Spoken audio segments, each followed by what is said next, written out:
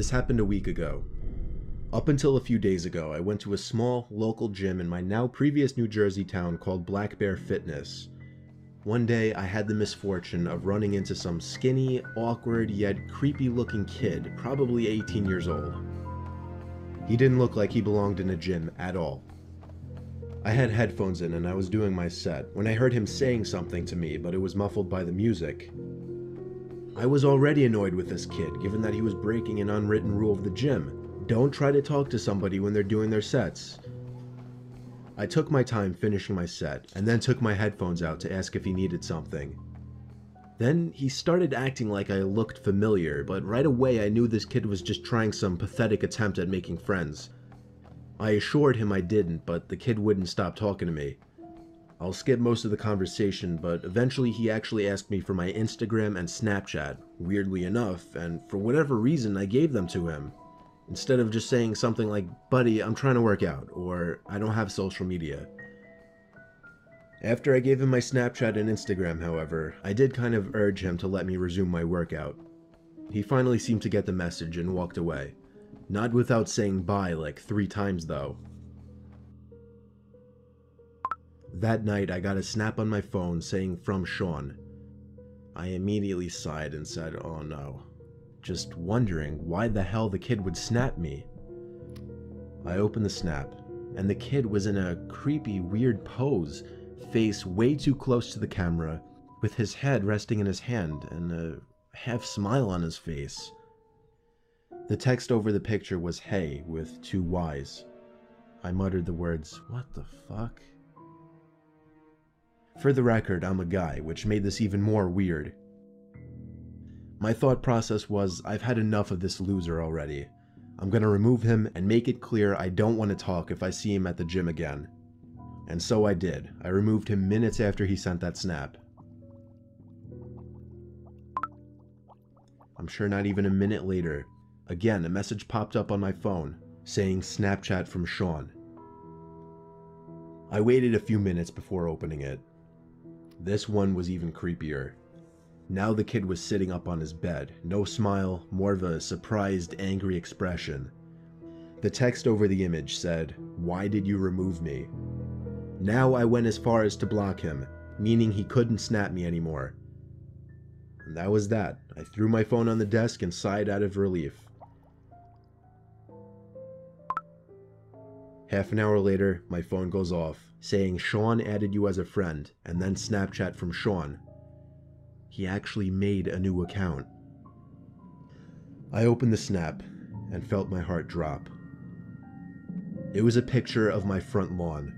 The text over it, "Answer me, bitch." The first thing I could think of was, how did he find my address? Then I realized, Snapchat made that new map feature that lets you see where your friends are. Somehow I had the balls to open the window to see outside. It was clear out there. I shut the window and the blinds and started considering calling 911.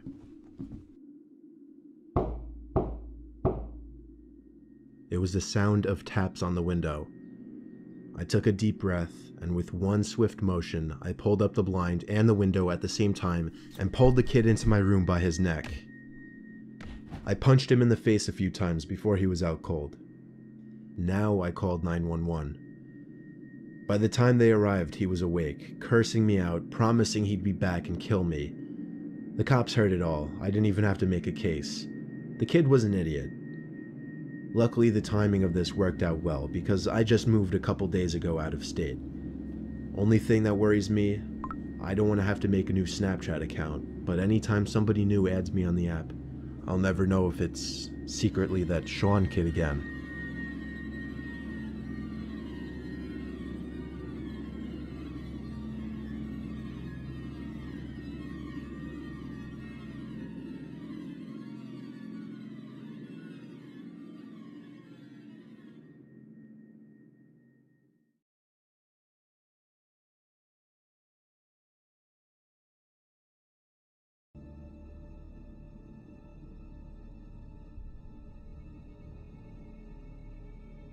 This story took place a long time ago, back in 2002, when Craigslist was in its early years.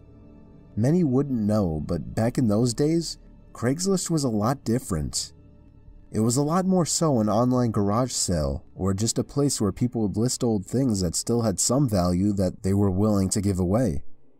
I got a basketball hoop, a hockey net, and a spoiler for my car, all free in perfect condition in that same year. You'd be lucky if you found something like that these days. Anyway, me and my son were dying to buy a hockey net so we could practice in the cul-de-sac we lived in. For the record, this was before I got that free one I mentioned. Wouldn't you know it, on Craigslist there was an ad for a slightly used regulation-size hockey goal for only $50. It came with a puck and 2 slightly used hockey sticks. I still have a picture of that ad to this day. It seemed like the perfect deal, but he lived about 2 hours away. I called the number he had listed, and he sounded pretty normal on the phone. He had a pretty deep, dark voice, but nothing that would be off-putting. I remember his voice being a bit emotionless. He agreed to meet halfway due to the distance, said he'd put the stuff in the back of his pickup truck. He said he could only come after he got off from work though, which was much later in the day, way past dark. We agreed to meet at some rest stop off the highway. Me and my son, who was 11 at the time, took my wife's minivan, the only car that would be able to fit that huge thing. Within an hour, we were at the truck stop, which was empty at this hour, but was decently lit by 3 big light posts. I parked right under one of the lights and waited. A pickup truck pulled in off the highway right on time. He stopped right in front of me. I went over to his window, but then noticed there was nothing in the back of his truck. "You Steve?" he asked me. "Yep, that's me," I said. "Alright, my buddy's bringing in the stuff with his truck." The guy pulled up behind my car and put it in park. I suddenly had a bad feeling. I told my son to get back in the car and lock every door except mine. 2 more pairs of headlights came off the highway into the lots, surely enough pulling up next to me. And, not surprisingly at this point, there was no hockey equipment in either one of them. My heart was racing. I was worried. Not for me, but for my young son who I for some reason brought with me on this trip. A group of large men mixed with heavy-set and muscular physiques stepped out of the 2 pickup trucks behind the first one. They eyed me from head to toe, giving that typical intimidation stare down. Then this bald guy wearing sunglasses said in a deep voice, "Where's the money?" I instantly pulled out my wallet and handed it to him, begging him to just let me and my son go. He pulled out like $100 and was pissed, expecting more. He then sent 2 of his goons or whatever to get my son. At this point I screamed and begged for him not to take him. One of the men broke the glass to the minivan back door, and I vividly remember the disturbing, heartbreaking screams of my young son. What happened next was what I can only explain to be a miracle from God answering my prayers. A car was entering the lot from off the highway. All the men stopped and turned to look at it. As it got closer, my heart literally dropped in excitement as I saw it was a police car. The lights suddenly began to flash as he got close enough to see what was going on. All of the men were back in their trucks within seconds, speeding off down the highway. Well, at least 2 of them. The truck in the back was caught immediately by the police car, and backup arrived shortly. I explained everything to them, and they got the men that were caught to rat out on the others surprisingly quickly. I guess luckily the guys in the back truck weren't very loyal to whoever their leader was, if they even had any type of leader. Believe it or not, I had a police escort all the way home to make me and my son feel safer. I don't want to get into all the legal stuff, but I'll just say that all of those men except for one was caught, and I'm pretty sure that was the driver of the first pickup truck. Needless to say, my Craigslist days weren't over at that point, but I have always been much more protective of my son, and much more cautious of Craigslist meetings since then.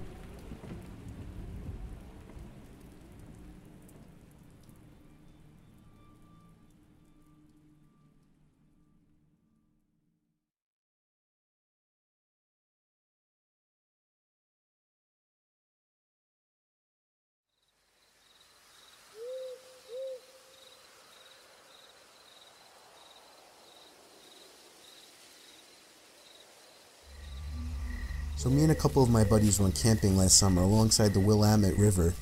We actually had a decent hike into the deep end of woods. We did some night fishing, listening to music, and basically drank to the point where everything was funny later in the night. I would guess we finally called it a night somewhere past 2 a.m.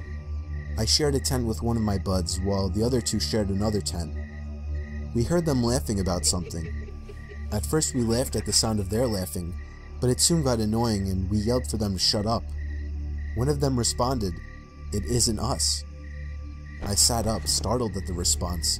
I came to realize that it was the sound of only one person laughing, and it didn't sound like either one of my friends. Even in my drunk state, I realized how odd it was for somebody to be out this far in the woods so late at night. The laughing gradually got closer and louder to our campout. My friend shot up and looked at me with a worried look on his face. I heard my other friends scream over to us that they were getting freaked out. As the laughing got even closer, I could make it out very clearly to be the laugh of a male, probably in his 30s or 40s. He sounded like he was as drunk as us, messing around with friends, but we only heard his laugh, nobody else. There was something indescribably creepy about his laugh too, as if it was missing something to it.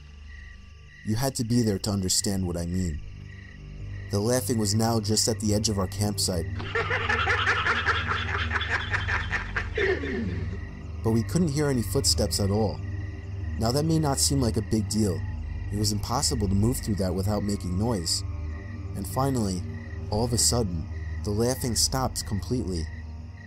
We had no idea where whoever that was standing, as he hadn't made a single stepping sound. We sat there in silence looking at each other.